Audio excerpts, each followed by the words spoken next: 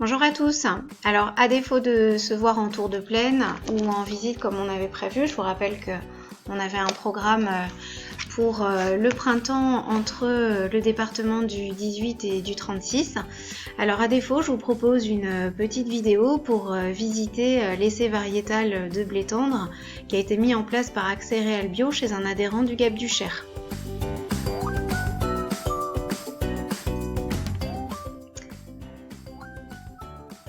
L'essai se situe dans le Cher, sur la commune de Bogy. Donc là, nous sommes dans des argilo-calcaires moyens sur la ferme de la Garenne chez Wigbold Hofstede. Voilà une petite vue aérienne prise par le drone de Wigbold. Donc cet essai a été semé le 21 novembre et ce qu'on va regarder aujourd'hui, c'est un petit peu quel est l'état de couverture de l'interrang et des maladies foliaires.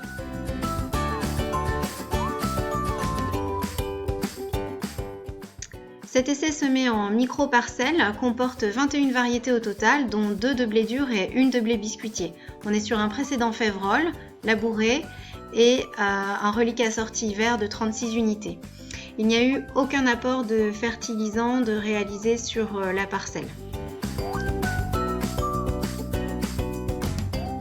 La première variété, c'est Alicanthus.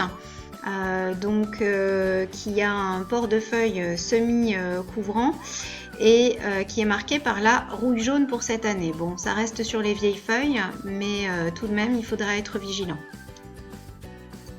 Angélus, une variété moyenne à haute, demi-tardive, barbue, peu sensible à la rouille jaune, mais qui est marquée cette année, donc vigilance.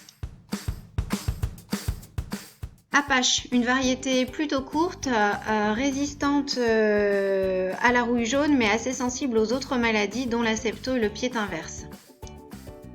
La variété suivante, Christophe, est une demi-précoce, courte, assez résistante à la rouille jaune. C'est un blé barbu à PMG moyen et PS élevé. Emilio, un blé barbu de hauteur moyenne, demi-tardif, assez sensible à la rouille jaune. Il était également marqué dans l'essai. Energo, qui est un demi-précoce, est un petit peu plus haut dans l'essai. C'est une variété moyenne à haute, dont les PMG et le PS sont assez élevés. Les stades dans l'essai se situent entre 2 nœuds et 3 nœuds, voire davantage pour certaines variétés très en avance, comme les blés durs. Filon est une variété demi-alternative à très précoce, donc en avance dans l'essai, sensible au pied inverse, à la septo et à la rouille brune, attention. Génie est une nouvelle variété, c'est un blé barbu, type hiver, précoce à épiaison, dont le PS est assez élevé. Par contre, c'est une variété courte, relativement résistante à la rouille jaune. Attention, elle est sensible à la germination sur pied. La prochaine variété, Gradiaro, est une demi-tardive très haute, assez résistante à la rouille jaune qui présente un PS élevé. C'est un blé non barbu, inscrit depuis 2016.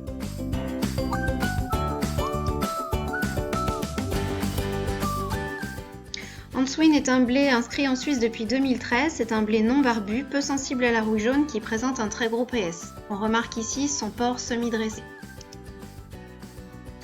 Isalco présente quelques marques de septoriose dans l'essai, on remarquera son port dressé. C'est une variété barbue, typée hiver à demi-hiver, relativement courte. L'Enox est une variété alternative à demi-tardive. C'est une variété courte, mais bien que courte, assez couvrante, on le voit bien dans l'essai. Par contre, elle est sensible à la mosaïque, attention, mais les autres maladies plutôt résistantes. Elle se caractérise par un petit PMG également. Elja Absalon est une variété de type demi-hiver à demi-précoce, assez résistante à toutes les maladies, y compris le pied inverse, c'est à noter. Plutôt des pailles courtes, avec un profil rendement pour cette variété. PS élevé et PMG moyen.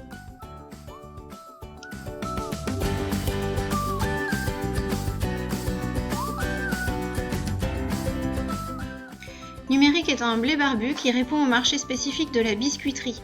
C'est une variété courte et avec un port dressé comme on le voit ici et donc très peu couvrante.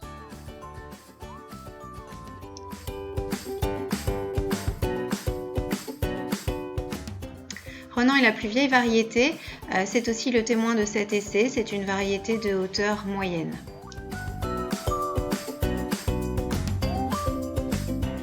Rubisco est une variété à paille courte, sensible à la mosaïque, au pied inverse et à la septo. C'est plutôt un profil rendement pour cette variété.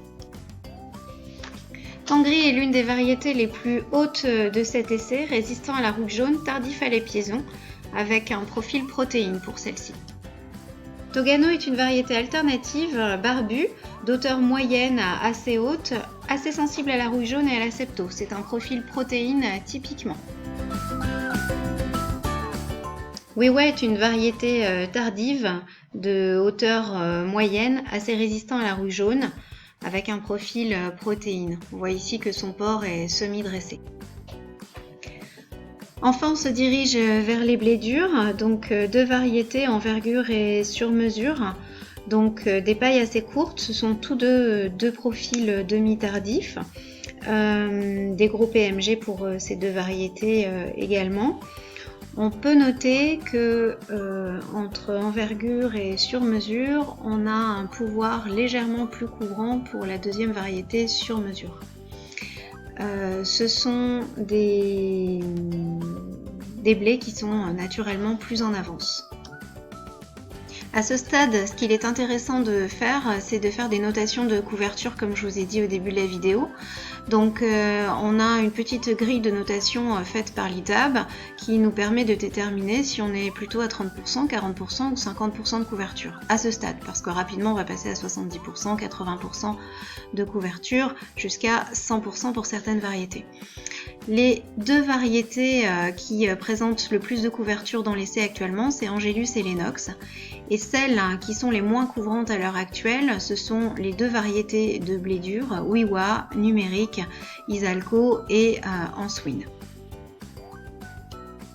Cette note de couverture va nous indiquer en fait quelles sont les variétés qui ont le plus d'extinction lumineuse et donc qui vont pouvoir concurrencer le plus tôt possible les adventices. Dans cet essai, c'est relativement propre. En graminées, il y a quelques lupins. En dicote, on va retrouver des coquelicots installés déjà depuis un petit moment, des levées en cours de renous et liserons et l'installation de quelques ombellifères également en cours. Alors c'était pas évident de voir les différences de couverture des variétés, donc je vous mets une petite illustration avec cette photo. À gauche Génie, à droite Isalco. On voit bien la différence. Prochaine étape maintenant, dans un mois, pour mesurer les hauteurs quasi définitives entre les variétés et les couvertures. Merci à vous d'avoir suivi cette vidéo. Merci à Alexandre Bouva-Martin pour l'installation, la mise en place et le suivi de cet essai. Et surtout, merci à Vigbold pour mettre à disposition de tout le monde des parcelles pour pouvoir faire de l'expérimentation.